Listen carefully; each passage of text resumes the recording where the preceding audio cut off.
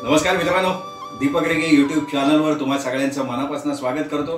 आज मी तुम्हाला जी कथा वाचून दाखवणार आहे ती कथा आहे अस्मिता महाजन यांची आणि कथेचं नाव आहे श्रद्धेची वचनपूर्ती। बघूयात कोणी कसली श्रद्धा पाळली होती आणि त्यातनं निर्माण होणारं वचन, त्या वचनाची पूर्ती कोणी केली होती, कशी केली होती, हे सगळं आपल्याला कळणार आहे ह्या कथेच्या माध्यमातून।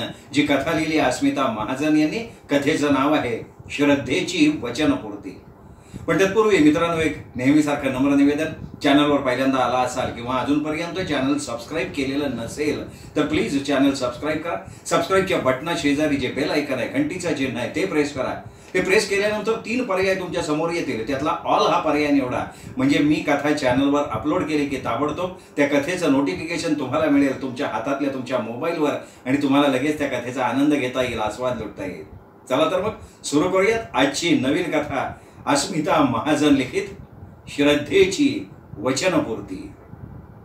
डॉक्टर समीर, लवकर चला, माधुरीला कॉम्प्लिकेशन्स झाली आहेत, काहीतरी प्रॉब्लेम झालाय। डॉक्टर नैना आहेत पण केस त्यांना नीट कळत नाहीये। सिस्टर उषा घाईघाईनं येत म्हणाली। माधुरीला काय झालं? चांगली तर होती, अचानक काय झालं तिला? समीरने विचार केला। समीर ताडकन उठले आणि निघाले। माधुरीला आतापर्यंत डॉक्टर नैनाने सोनोग्राफीसाठी नेलं सुद्धा होतं। समीर पण तिकडे गेले। सोनोग्राफी झाली। नाळ बाळाच्या गळ्याभोवती गुंडाळली गेली होती आणि बाळ गुदमरलं होतं। माधुरीच्या हृदयाचे ठोके सुद्धा कमी लागत होते। एकूण केस गंभीर होती। डॉक्टर समीर एक फर्टिलिटी क्लिनिक चालवत होते आणि त्याला जोडून त्यांचं बाळंतपणासाठीचं हॉस्पिटल सुद्धा होतं। डॉक्टर समीर एक नावाजलेले फर्टिलिटी एक्सपर्ट होतेच, पण ते एक निष्णात सर्जन सुद्धा होते। चला चला उषा सिस्टर, डॉक्टर नैना, लवकर चला, सिझेरियन करावं लागेल, तयारी लवकर करा, वेळ नाही आपल्याकडे। आई आणि बाळ दोघांच्याही जीवाला धोका आहे, लवकर लवकर प्लीज लवकर। झटपट तयारी झाली। डॉक्टर समीर ऑपरेशन करण्यासाठी तयार झाले। त्यांनी एक खोल श्वास घेतला आणि ऑपरेशन थिएटरकडे निघाले। डॉक्टर शी इज सिंकिंग, लवकर हालचाल केली पाहिजे, डॉक्टर नैना म्हणाली। हो, लगेचच सुरू करूयात। डॉक्टर समीरने सीझरला सुरुवात केली, पण बाळही गुदमरत चाललं होतं आणि माधुरी सुद्धा अस्वस्थ होत होती। डॉक्टर समीर शर्थीचे प्रयत्न करत होते। आई नाहीतर बाळ, कोणाला तरी एकालाच वाचवता येईल बहुतेक, डॉक्टर नैना म्हणाली। नाही प्लीज प्लीज, असं म्हणू नकोस, दोघेही वाचले पाहिजेत, मी वचन दिलंय तसं, डॉक्टर समीर म्हणाले। डॉक्टर समीरनी आपलं कौशल्य, आपला आत्तापर्यंतचा अनुभव दोन्हीही पणाला लावलं। नीट, अतिशय नाजूकपणानं पण कुशलतेनं त्यांनी सगळं हाताळलं आणि सिझेरियन पार पडलं। आई आणि बाळ दोघेही सुखरूप होते, संकट टळलं होतं। आता केस डॉक्टर नैनाच्या स्वाधीन करून डॉक्टर समीर क्लिनिकच्या बाहेर पडले। गाडी अतिशय फास्ट चालवत घरी आले। धाडकन दरवाजा आपटून घरात शिरले। आपल्या बेडरूम मध्ये येऊन आपल्या स्वतःच्या स्टडी टेबलावरच्या मीरा काकूच्या फोटो पुढे नतमस्तक झाले आणि त्यांच्या डोळ्यातून अश्रूच वाहायला लागले। तुला दिलेला शब्द मी जागलो काकू, आज तुझ्या ऋणातून मुक्त झालो मी काकू, रडता रडता डॉक्टर समीर बोलत होते। हा सगळा प्रकार सीमा आश्चर्यानं बघत होती। काय झालं? इतकं भावूक, इतकं रडताना तिने आपल्या नवऱ्याला यापूर्वी कधीही पाहिलेलं नव्हतं। ती समीर जवळ गेली, त्यांच्या पाठीवरनं मायेनं हात फिरवला। तसं समीरनी सीमाच्या कमरेला विळखा घातला आणि ते रडायला लागले। मी मुक्त झालो सीमा, सीमा, आज मी मुक्त झालो, दिलेला शब्द पाळला मी। सीमाने त्यांच्या डोक्यावरनं हात फिरवला, त्यांना थोपटलं। जरा वेळानं भावनांचा आवेग ओसरल्यावर, ते शांत झाल्यावर त्यांना विचारलं, काय झालं? इतका डिस्टर्ब कशामुळे झालास? कोणाच्या ऋणातून मुक्त झालास? मला काही सांगशील का? डॉक्टर समीर आता शांत झाले। सीमाला म्हणाले, सांगतो सांगतो तुला सगळं काही सांगतो. ही साधारण 30-35 वर्षांपूर्वीची गोष्ट आहे. नगर जिल्ह्यात नवेगाव नावाचं आमचं गाव आहे. तिथला देशमुखवाडा म्हणजे गावच्या लोकांच्या दृष्टीनं एक आदराचं मानाचं स्थान होतं. सगळे गावकरी त्या वाड्यातल्या माणसांना वचकून होते. मोठे माधव, मधले राजाराम आणि धाकटे रविराज या तिघा भावांचा तसा दराराच होता गावामध्ये. शेतीवाडी, गाई गुरं, जमीन जुमला सगळं काही अमाप होतं. शिवाय वडिलोपार्जित सावकारी. त्या तिघा भावांचे वडील आता थकले होते, पण आई सारजाबाई अजून स्वतःचीच हुकूमत घरात चालवत होत्या. सगळं कसं छान संपन्न होतं. पण म्हणतात ना, आयुष्यात सगळंच मिळत नाही. तसं मधला भाऊ राजाराम आणि धाकटा रविराज यांना मुलं बाळ होती, पण मोठे माधव मात्र निपुत्रिक होते. लग्नाला बरीच वर्ष झाली होती, पण मूल काही झालेलं नव्हतं.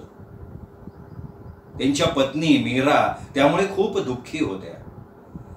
सगळी व्रतवैकल्य करून झाली, ठिकठिकाणी नवस बोलून झाले, उपास तापास करून झाले, पण काही म्हणून काही फायदा नाही झाला. यावरून त्यांना कायमच माधवरावांची बोचणारी बोलणी आणि सासू साजराबाई याची जहरी टीका याला कायम तोंड द्यायला लागत असे. नातेवाईकांच्या लागट बोलण्यांचा सामना करावा लागत असे. बोलता बोलता समीर थांबले. त्यांनी एक आवंढा गिळला. मीरा काकूच्या आठवणीनं त्यांचं मन भरून आलं होतं. गदगदलेल्या स्वरात ते पुढे बोलायला लागले.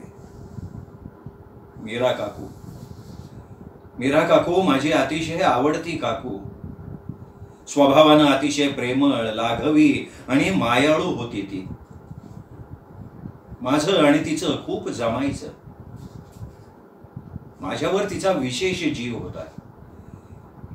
मी शाळेतून यायच्या वेळी ती हमखास माझ्यासाठी काहीतरी छान करून ठेवत असे. बऱ्याचदा माझा जीव की प्राण असलेला पोळीचा लाडू, भरपूर गूळ आणि तूप घातलेला. मी 9वी-10वीत असेन. मीरा काकू माझी खूप काळजी घेत असे. रोज शाळेतून येऊन मी मीरा काकूच्या कुशीत शिरत असे. ती सुद्धा माझ्या डोक्यावर मायेनं हात फिरवत असे. पण तिचे रडवेले डोळे मात्र मला काहीतरी सांगून जात असत, मला अस्वस्थ करत असत. तसा मी काही लहान नव्हतो. घरात काय चाललंय याचं मला बऱ्यापैकी भान होतं. मी तिला विचारत असे की काय झालं काकू, तू रडत का होतीस? कसं नुसं हसत काकू म्हणे, काही नाही रे, असंच. आमच्या देशमुखी वाड्याच्या संस्कृतीत अमाप सणवार होते, व्रतवैकल्य, कुळाचार होते. अंधश्रद्धा, पुराणमतवाद, सनातनीपणा याचा पगडा खूप मोठ्या प्रमाणावर होता. एरवी पहाटेपासून मीरा काकूला कामाच्या रगाड्यात झोपणाऱ्या माझ्या आजी, आई ह्या काही कुळधर्म, कुळाचार वगैरे असला ना की मीरा काकूला अलगदपणे बाजूला काढत. वर आजीचा टोमणा असे, माझा माधव कमनशिबी, अशी वांझोटी नशिबी आली. किंवा ती म्हणायची, घरत्या बाईनं करायचा हो कुळधर्म, सोवळ्याचा स्वयंपाक, इतरांनी नाही. गावातल्या संक्रांतीचं वाण म्हणा किंवा कुळाचाराची ओटी घेऊन येणाऱ्या बायका मीरा काकूला नेमक्या टाळत असत. आणलेलं सामान पदरानं झाकत तिच्या समोर निघून जात. शुक्रवारची सवाष्ण म्हणून किंवा गौरीची सवाष्ण म्हणून आई, आजी, लहान काकू अगदी मिरवत जात. पण मीरा काकूला मात्र निमंत्रण नसे. अशा वेळी मीरा काकूचे डोळे पाणावत. आणि ह्याचाच परिणाम म्हणजे मीरा काकू आपल्या खोलीत जाऊन रडत बसलेली असे. अशा वेळी मी तिच्या जवळ जाऊन तिचा हात धरून बसत असे. मला सुद्धा रडू येईल त्या वेळेला. एकदा काय झालं, मी खूप आजारी पडलो. मला टायफॉइड झाला. मीरा काकूनी माझी निगुतीनं शुश्रूषा केली, पण कुणीतरी आईचे कान भरले. ती वांझ आहे ना, तिची नजर लागली असेल असं कोणीतरी आईला म्हणालं. झालं. माझं मीरा काकूकडे जाणं, तिला भेटणं बंद करण्यात आलं. मी आईला पटवून सांगायचा प्रयत्न केला की अगं हे इन्फेक्शन असतं, किटाणूंनी होतं ते. काही उपयोग नाही झाला. मग मी आणि मीरा काकू आम्ही लांबनच एकमेकांना बघायचो, गुपचूपच भेटायचो. काकू हळूच खूण करायची, लाडू कुठे ठेवलाय ते सांगायची, आणि आमची दोघांची दृष्टादृष्ट होताच आम्ही तिथून निघून जात असो. एक दिवस अचानक आमचे आजोबा वारले. अंत्यविधी घरच्या रीतीप्रमाणे अगदी सोहळ्यात पार पडत होते. त्यांच्या 13व्याच्या दिवशी सगळा स्वयंपाक सोहळ्यात केला गेला, अर्थात मीरा काकूला बाजूला ठेवून. सगळे विधी चालू झाले, पिंड केले गेले, 5 ब्राह्मण जेवायला बसले. आई आणि काकू वाढत होत्या. तेवढ्यात एका गुरुजींनी कढी मागितली. आई आणि काकू दुसरे पदार्थ वाढण्यात बिझी होत्या. गुरुजींनी परत कढी मागितली. तशी मीरा काकू उठली पटकन आणि गुरुजींना कढी दिली तिने. झालं. एकच हल्ल कळलो उडाला. आजीचा पारा चढला वरती. ती ओरडली, म्हणाली, अगं वांझोटे, सगळं भ्रष्ट केलंस, वाया गेलं सगळं सोहळ्यात केलेलं. माधवा, आवर तुझ्या बायकोला. तसे माधव काका भडकले, ते पण ओरडले, आई सगळं आयुष्य वाया गेलं बघ माझं, काहीही उपयोग झाला नाही मला हिला माहेरी चालती कर, मी दुसरं लग्न करणार आहे. एक मोठा बॉम्ब पडला होता. मीरा काकू एका कोपऱ्यात थरथर कापत उभी होती. हात जोडून चुकलं चुकलं म्हणत होती. आई, पाठवून दे हिला माहेरी. आजपासून माझा हिचा संबंध संपला. सगळ्या कार्यक्रमाचा विचका केला हिने. असं म्हणत माधव काका तिथून निघूनही गेले.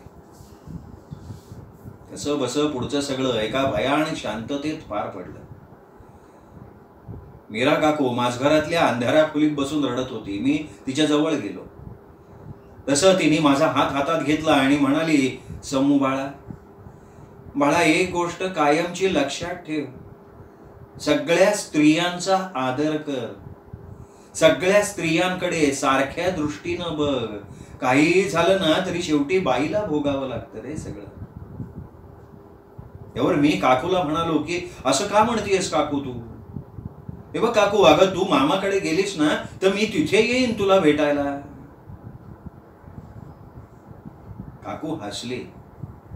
तिने माझ्या डोक्यावरनं प्रेमानं हात फिरवला आणि काकू तिथून निघून गेली. दुसरा दिवस फार भयंकर उगवला.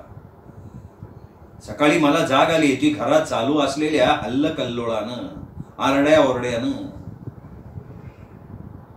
फार भयंकर घडलं होतं.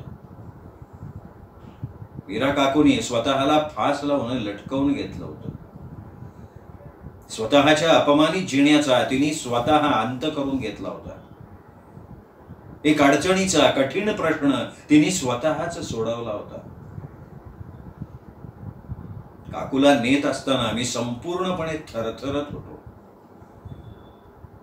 काकू, मी तुला वचन देतो, तुझ्यासारख्या स्त्रियांना मी मदत करीन.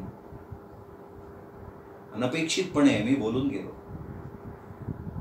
त्यावेळी मला आठवतंय बाबांनी माझ्याकडे चमकून बघितलं होतं. सुरुवातीला मी हादरलो, हबकलो होतो. मग मात्र दुःखी झालो. काही दिवसांनी सैरभैर झालो. मला काही सुचेनासच झालं. घरात मात्र वातावरण वेगळंच होतं. माधव काकांच्या दुसऱ्या लग्नाची चर्चा सुरू झाली होती घरामध्ये. मला ते नकोसं होत होतं. माझी आणखीनच घुसमट व्हायला लागली. मी 10वीची परीक्षा विचित्र मनस्थितीत दिली, पास झालो आणि एक अंतिम निर्णय घेतला. मी नवेगाव सोडून पुण्याला शिकायला आलो. बाबांना बहुतेक माझी परिस्थिती कळली असावी. त्यांनी सहज परवानगी सुद्धा दिली मला. मी गावी जाणंच टाळायला लागलो. स्वतःला अभ्यासात झोकून दिलं. MBBS झालो आणि स्पेशलायझेशन निवडायची वेळ आली. सहजपणे आपोआप पाय गायनाकॉलॉजीकडे वळले. पुढे मग test tube baby, fertility specialization कडे वळलो.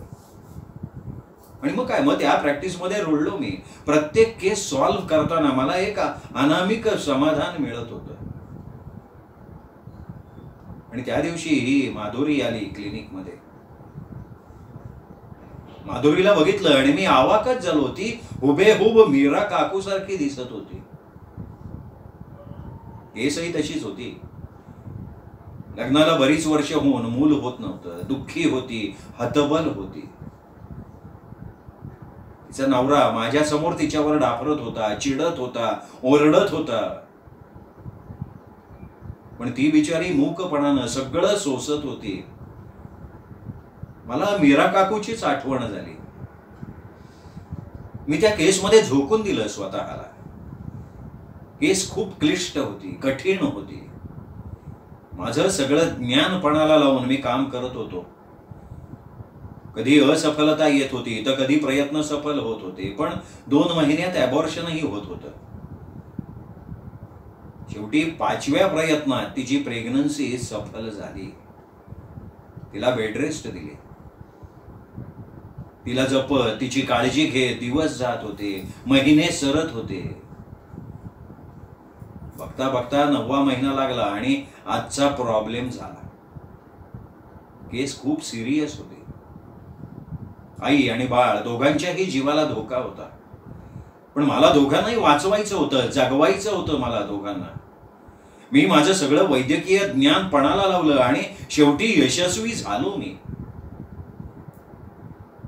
मग त्याच क्षणी मला खूप भरून आलं. माझं मन थाऱ्यावरच नाही राहिलं. एका अनामिक ओढीनं मी घरी आलो आणि मीरा काकूच्या फोटो समोर नतमस्तक झालो, रडायला लागलो. डॉक्टर समीरने आपलं बोलणं संपवलं. ते खूपच भावनावश झाले होते. पण कुठेतरी मनात समाधान मात्र होतं त्यांच्या, की मीरा काकूला दिलेला शब्द त्यांनी पाळला होता. बदलले जग सारे मात्र बदलली नाही स्त्री जन्म तुझी कहाणी. बदलले जग सारे मात्र बदलली नाही स्त्री जन्म तुझी कहाणी. देई जन्म चालवी वंश परी नाही बदलली समाजाची हीन करणी, समाजाची हीन करणी. मित्रांनो, कशी वाटली हृदयस्पर्शी कथा? आवडली ना? कथा लाईक करा. चॅनल अजून सबस्क्राईब केलेलं नसेल तर प्लीज चॅनल सबस्क्राईब करा आणि हो, ते बेलचं आयकन प्रेस करायला मात्र विसरू नका. पुन्हा भेटूयात नवीन कथेसह पुन्हा. तेव्हा नमस्कार मंडळी.